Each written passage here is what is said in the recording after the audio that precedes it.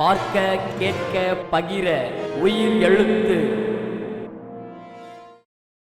வீரயுக நாயகன் வேள்பாரி அத்தியாயம் 5. தனது நினைவில் இல்லாத ஒரு நாளை பற்றி கேள்விப்பட்ட கணத்தில் இருந்து கபிலர் சற்றே அதிர்ந்து போயிருந்தார். நீலன் அவர் அருகில் வந்து உட்கார்ந்தான். அவனிடம் பேச கபிலரின் மனம் விரும்பினாலும் அவரது எண்ணங்கள் முழுவதும் கைத்தவறி போன நினைவுக்குள் தான் இருந்தன. நீலன் எழுந்தான். ஊர் பழையன் உங்களை பார்க்க வேண்டும் என சொல்லி இருந்தார். அவரை அழைத்து வருகிறேன் என்று சொல்லிச் சென்றான். ஊரின் மிக வயதான ஆணை பழையன் என்றும் பெண்ணை பழைச்சு என்றும் அழைப்பது வழக்கம். அதே யோசனையில் இருந்த கபிலர் தான் உட்கார்ந்திருக்கும் மரப்பலகையை விரலால் கீறிக் கொண்டிருந்தார்.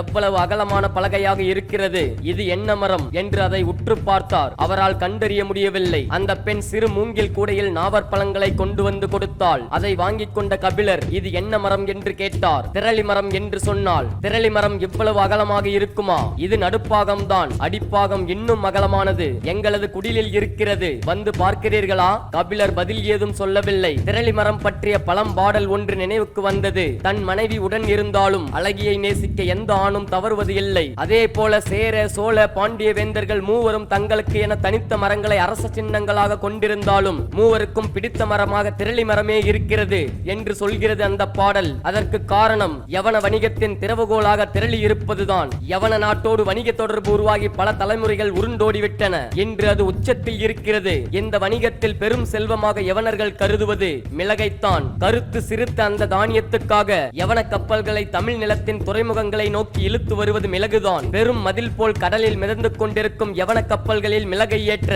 கரையில் இருந்து ஒற்றை அடிமரத்தால் ஆன தோணியில் எடுத்துச் செல்வார்கள். அந்த தோணி திரளி மரத்தால் ஆனது. துறைமுகங்களில் நிற்கும் திரளி மரத் தோணிகளே மிளகு வணிகத்தின் குறியீடாக மாறின. வணிகர்கள் கடலில் மிதக்கும் கப்பல்களை எண்ணுவதை விட கரையில் மிதக்கும் திரளி மரத் தோணிகளை எண்ணியே செல்வச் செழிப்பை மதிப்பிடுகின்றனர். பெரும் பானையில் இருக்கும் உணவை எள்ளி போடும் அகப்பையை கொண்டு அளவிடுவதைப் போல யவன வணிகர்களுக்கு இப்போது எல்லா கணக்குகளும் மிக தெளிவு. நூற்றாண்டுகளுக்கும் மேலாக சிறந்து விளங்கும் இந்த வணிகத்தை அவர்கள் துல்லியமான கணக்குகளின் மூலமே அளவிட்டனர். தேர்ந்த மாலுமிகளால் செலுத்தப்படும் கப்பல்கள் 40 இரவுகளும் 40 பகல்களும் கடக்கும் தொலைவை கொண்டுள்ளது மேலை கடற்கரை என்பது அவர்களின் கணக்கு. திரளியை டிரேசி என்றே அவர்கள் உச்சரித்தனர். பேரியாறு, காவிரி, பெருணை என 3 நதிகளின் முகத்துவாரத்தில் இருந்த மூவேந்தர்களின் துறைமுகங்களில் எத்தனை டிரேசிகள் நிற்கின்றன என்ற கணக்குகள் நைல் நதிக்கரை நகரத்தில் எழுதி பாதுகாக்கப்பட்டன.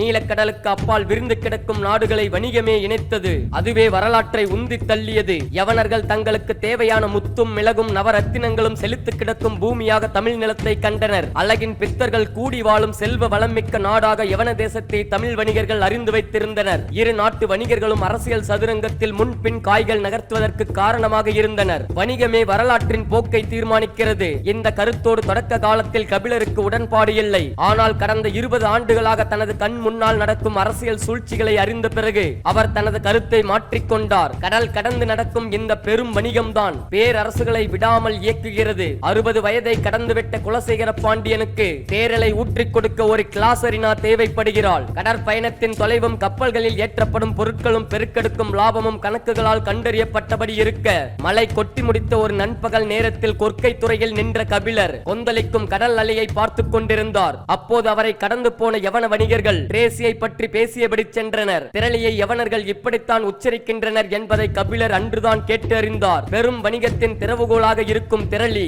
இங்கு படுத்து உறங்கும் பலகையாக கிடக்கிறது. அதுவும் இவ்வளவு அகலமான திரளி மரம் செல்வத்தின் பெரும் குறியீடு அல்லவா? எண்ணங்கள் எங்கெங்கோ ஓடியபடி இருக்க விரல் நகத்தால் திரளி மரத்தின் மீது அழுத்தி கோடு போட முயற்சித்துக் கொண்டிருந்தார் கபிலர். அப்போது நீலன் ஊர் பழையனை அழைத்து வந்தான். அவரது உயரமே கபிலரை ஆச்சரியப்பட வைத்தது. சுருங்கி மடிந்திருக்கும் தோல்தான் வயோதிகத்தை சொன்னது. மற்றபடி நெடும் உயரம் கொண்ட அந்த மனிதரின் கை எலும்புகள் உருட்டு கட்டையை போல் இருந்தன. அடர்த்தியற்ற நரைமுடியை பின்னால் முடிச்சிட்டிருந்தார். அவரது உடல் முழுவதும் தழும்புகள் திட்டு திட்டாக இருந்தன. எத்தனை ஈட்டிகளுக்கும் அம்பு முனைகளுக்கும் தப்பி பிழைத்த உடல் இது. இவ்வளவு வயதான ஆண்களை இப்போது எல்லாம் பார்ப்பதே அரிதாகிவிட்டது. பழையன் வந்து திரளி மரப்பலகையில் கபிலருக்கு பக்கத்தில் அமர்ந்தார். நீலன் நின்று கொண்டிருந்தான். தசைப்பிடிப்பு இன்று சரியாகிவிடும், நாளை நீங்கள் நடக்கலாம் என்றான் பழையன். கபிலருக்கு அப்போதுதான் தசைப்பிடிப்பு நினைவுக்கு வந்தது. நீலன் என்னை பாதுகாப்பாக அழைத்து வந்து விட்டான் என்றார் கபிலர். கபிலர். சிறுவன் இன்னும் பக்குவம் போதாது, நாகக்கிடங்கின் ஆபத்தை அவன் உணரவில்லை என்றார் பழையன். ஆற்றை சுற்றி வந்து சேர்வது முடியாது என்பதால் அப்படி செய்ததாக சொன்னான் என்றார் கபிலர். சுற்றி வந்து சேர முடியாமல் போகலாம், ஆனால் உயிரோடு வந்து சேர வேண்டும் அல்லவா? கபிலர் நீலனை பார்த்தார். இளைஞர்களின் துணிவை பெரியவர்களால் ஏற்றுக்கொள்ள முடிவது இல்லை, அதற்காக இளைஞர்கள் கவலை கொள்வது இல்லை. நீலன் கவலைப்படாமல் தான் நின்று கொண்டிருந்தான். ஆனாலும் பழையனின் வார்த்தைகளுக்கு முன் பணிவு கொண்டு நின்றான். நாவற்பழம் பழையனுக்கு மிகவும் பிடித்தது. எனவே இந்த வசவு வேகமாக முடிவுக்கு வரும் என அவனுக்கு தெரியும். ஏன் பழத்தை எடுக்காமல் இருக்கிறீர்கள், எடுத்து உண்ணுங்கள் என்று கபிலருக்கு அருகில் கூடையை நகர்த்தினார் பழையன். கூடையில் இருப்பது காட்டில் பல்வேறு நாவல் மரங்களில் இருந்து பறித்த பழங்கள். ஒவ்வொரு நாவற்பழத்துக்கும் ஒவ்வொரு வகையான சுவை உண்டு. எந்த நாவற்பழத்தை முதலில் எடுத்து உண்ண வேண்டும் என்பதில் இருந்து தொடங்குகிறது காடு பற்றிய அறிவு. புதிதாக யாராவது வந்தால் அவர்களுக்கு கூடை நிறைய நாவற்பழத்தை தருவது விருந்தோம்பல் மட்டுமல்ல, காடு பற்றிய அவர்களது அறிதலை அளத்தலும் தான். எடுத்து சாப்பிடுங்கள் என்று பழையன் கூடையை கபிலரிடம் தள்ளிய போது கபிலர் முதற் பழத்தை எடுத்து வாயில் போட்டார். அதில் இருந்தே தெரிந்துவிட்டது காடு பற்றி அவருக்கு எதுவும் தெரியாது என்று. காடற்ற மனிதனை காட்டுக்குள் அழைத்து வந்திருக்கிறாய் என்று நீலனை முறைப்பதைப் போல் இருந்தது பழையனின் பார்வை. சரி, இனி நாம் விளையாட வேண்டியதுதான் என்று முடிவு செய்தார் பழையன். நீலனின் கண்கள் அவர் தேர்ந்தெடுக்க போகும் பழத்தின் மீது இருந்தது. அவர் உட்கார்ந்த கணத்தில் தனக்கான பழத்தை தேர்வு செய்திருப்பார் என நீலனுக்கு தெரியும். ஆனாலும் அவர் இன்றைய விளையாட்டை எதில் இருந்து தொடங்கப் போகிறார் என்பதை அறிய ஆவலோடு இருந்தான். ஆனால் கண்ணிமைக்கும் நேரத்தில் பழையன் முதற் பழத்தை எடுத்து வாயில் போட்டு விட்டார். நீலனால் அவர் எந்த பழத்தை எடுத்து வாயில் போட்டார் என்பதை கவனிக்க முடியவில்லை. கபிலரின் கண்களும் பழையனின் விரல்கள் மீதுதான் இருந்தன. மடிப்புகள் அலையலையாக இறங்கி கருமை ஏறியிருக்கும் விரல்கள், நகம் பிளவுண்டு உலர்ந்திருந்தது. தோளின் வழியே கனிந்து வழிந்தோடிக் கொண்டிருந்தது வயோதிகம். கபிலர் கேட்டார், உங்களின் வயது என்ன பெரியவரே? மென்ற நாவற்பழ கொட்டையை இடது உள்ளங்கையில் துப்பியபடி பழையன் சொன்னார், 97. கபிலர் ஆச்சரியத்தோடு அவரை பார்த்தார். நீலனின் கண்கள் அதைவிட கவனமாக அவரது விரல்களை பார்த்துக் கொண்டிருந்தன. அவர் பதில் சொல்வதற்குள் அடுத்த பழத்தை எடுத்து வாயில் போட்டார். இப்போது அவன் கண்டுபிடித்தான். அவர் கையில் எடுத்தது நரி நாவல். இது துவர்ப்பை உச்சத்துக்கு கொண்டு போகும். அப்படி என்றால் இதற்கு முன்னால் அவர் எடுத்து வாயில் போட்டது வெண் நாவலாகத்தான் இருக்கும். அதற்குத்தான் புளிப்பு அதிகம். மொத்த வாயையும் உச்சு கொட்ட வைத்து விழுங்கும் எச்சிலின் வழியே பேராவலை அது தூண்டும். அதற்கடுத்து நரி நாவலை எடுத்து தின்றால் தூக்கலான துவர்ப்பு முற்றிலும் வேறு ஒரு சுவையை கொடுக்கும். ஆனால் இதில் முக்கியமானது அடுத்து எடுக்க போவதில் தான் இருக்கிறது. பழையன் எந்த பழத்தை எடுத்து சுவையின் பாதையை எப்படி அமைத்துக் கொள்ளப் போகிறார் என்பதை அறிய ஆர்வத்தோடு இருந்தான் நீலன். கபிலர் விடுபடாத ஆச்சரியத்தின் வழியே கேட்டார், எப்படி இவ்வளவு துல்லியமாக வயதை சொல்கிறீர்கள்? நரி நாவலின் சதையை விட அதன் கொட்டையை அசை போட்டு மெல்லுவதில் தான் சுவை இருக்கிறது. அதன் மேல் தோல் கலர கலர சுவை உச்சத்துக்கு செல்லும். தப்பி தவறி சற்றே அழுத்து கடுத்து கொட்டையை உடைத்து விட்டால் அவ்வளவுதான். உள்ளே இருக்கும் பச்சை நிற பருப்பின் கசப்பு இருக்கிறதே, அது நாக்கையை கலற்றி போட்டாலும் போகாது. குறைந்தது 3 மாதங்களாவது காரி காரி துப்பிக்கொண்டே இருக்க வேண்டியதுதான். எனவே நரி நாவலை தின்னும் போது மிக கவனமாக தின்ன வேண்டும். தந்திரத்தோடு அதன் கொட்டையின் மேல் பகுதியை கடித்து சுவைக்க வேண்டும். பழையன் வாயில் நரி நாவலை ஒதுக்கி வைத்திருக்கும் போது கபிலர் இப்படி ஒரு கேள்வியை கேட்டுள்ளார். எப்படி பதில் சொல்கிறார் பார்ப்போம் என்று ஆவலோடு இருந்தான் நீலன். எத்தனை கேள்விகளை பார்த்தவர் பழையன். அவருக்கு தெரியாதா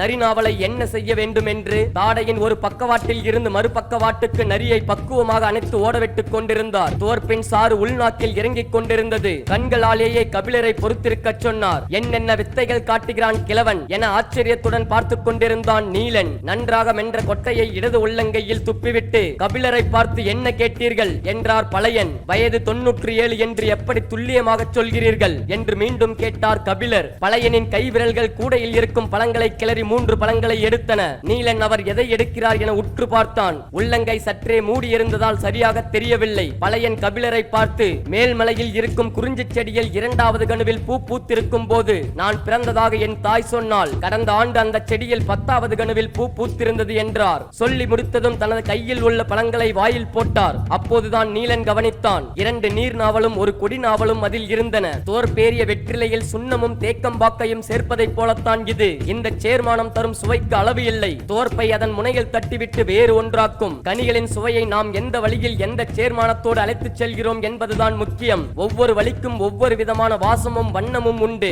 பழையன் தோற்புக்கு அடுத்து சிறுநாவலை எடுத்து இளங்காரத்தோடு முடிப்பார் என்றுதான் நீலன் நினைத்தான். ஆனால் அவரோ சட்டென வேறு ஒரு சுவைக்கு தவ்வி குதித்து விட்டார். அதுவரை நீலம் ஏறியிருந்த அவரது நாக்கு செவல் நிறத்துக்கு மாறத் தொடங்கியது. நீலன் அதிர்ந்து போய்தான் நின்றான். பழையன் தனது நாக்கால் மேல் உதட்டை தடவியபடி பேசியதற்கு காரணம் இருக்கத்தான் செய்தது. நெல்லிக்கனிக்கு அடுத்து குடிக்கும் முதல் மிடறு நீர் நெல்லியால் அறியப்படாத சுவையை நாக்குக்கு தந்து முடிப்பதைப் போல்தான் இதுவும். நாவற்பழத்தின் அடர் கரு நீளத்துக்குள் இருப்பது ஒரு சுவை அல்ல, சுவைகளின் பேருலகம். கணக்கில்லா கனிகள் தொங்கும் மரத்தில் தனக்கான கனியை தேர்வு செய்யும் பறவையைப் போலத்தான் பழையனும். நீலன் ஆச்சரியப்படுவதை தவிர வேறு வழியில்லை. கபிலருக்கு ஏற்பட்டது ஆச்சரியம் அல்ல, அதிர்ச்சி. அவர் மனதுக்குள் பழையன் சொன்ன கணக்கு சரிதானா என்பதை எண்ணிக்கொண்டிருந்தார். 12 ஆண்டுகளுக்கு ஒரு முறை பூக்கும் குறிஞ்சிப்பூ, 2வது கணுவுக்கும் 10வது கணுவுக்கும் இடையில் இருக்கும் கணுக்களின் எண்ணிக்கை, முன்னும் பின்னும் மீதி இருக்கும் ஆண்டுகள் என எல்லாவற்றையும் மனதுக்குள் கணக்கு போட்டுக் கொண்டிருந்தார். 97 என்று பழையன் சொன்ன கணக்கு மிகச் சரியானது என அறிந்தபோது கபிலர் ஏறக்குறைய உறைந்து போனார். கணிதம் கடலிலும் கப்பலிலும் மட்டுமல்ல, காட்டிலும் கணுக்களிலும் இருக்கிறது என்பதை ஒற்றை செய்தியில் விளங்க வைத்தான் பழையன். ஆனால் கபிலரால் விளங்கிக் கொள்ள முடியாத எத்தனையோ விஷயங்கள் அங்கு நடந்து கொண்டிருந்தன. தான் எடுக்கப் போகும் நாவற்பழம் கொண்டு தனது காட்டு அறிவு கணிக்கப்படும் என்பது அவரால் கற்பனை செய்து கூட பார்க்க முடியாத ஒன்று. எடுத்த உடனே பூநாவலை எடுக்கும் ஒருவரை பற்றி சொல்ல என்ன இருக்கிறது? இரவு கஞ்சி குடிக்கும் முன் இவருக்கு தும்மூச்சி சாறு கொடுங்கப்பா என்று சொல்லிவிட்டு போனார் பழையன். அது என்ன சாறு? எனக்குத்தான் கால்வலி சரியாகிவிட்டது, பிறகு ஏன் தர வேண்டும் என்று விடாமல் கேட்டுக் கொண்டிருந்தார் கபிலர். நீலன் சொன்னான், நீங்கள் காட்டுக்கு புதியவர் அல்லவா? அதனால்தான். நானா காட்டுக்கு புதியவன்? குறிஞ்சி நிலத்திலேயேதான் எனது வாழ்வின் பெரும் பகுதியை கழித்திருக்கிறேன். அந்த துணிவில் தான் நான் பாரியை பார்க்க தன்னந்தனியாக மலையேறத் தொடங்கினேன் என்றார். மனித வழித்தடங்களின் வழியாக நீங்கள் காட்டை அறிந்திருப்பீர்கள். இது மனித வாசனை படாத காடு. ஒளிவில்லாத இடத்துக்குள் நுழைந்து செல்ல வேண்டும். பல வகையான பூச்சிகள் இருக்கின்றன. அவை எல்லாம் கடித்த பிறகுதான் உங்களால் உணர முடியும். அதன் பின்னரும் உணர முடியாத பூச்சிகள் தான் இந்த காட்டில் அதிகம். எனவே இதை குடித்தால் மட்டுமே நல்ல உடல்நிலையோடு மலைக்கு மேல் செல்ல முடியும். தற்காப்புக்கு மிக தேவை. நீலன் சொல்லிவிட்டு போன சிறிது நேரத்தில் அந்த பெண் சிறு குவளையில் சாறு கொண்டு வந்தாள். அதை குடிக்கும் போதுதான் கபிலருக்கு தோன்றியது, மூவேந்தர்களாலும் பாரியை நெருங்க முடியாது என்று பாணர்கள் மீண்டும் மீண்டும் பாடுவதன் அர்த்தம். பாரி வருவான். அத்தியாயம் 5 முடிவுற்றது.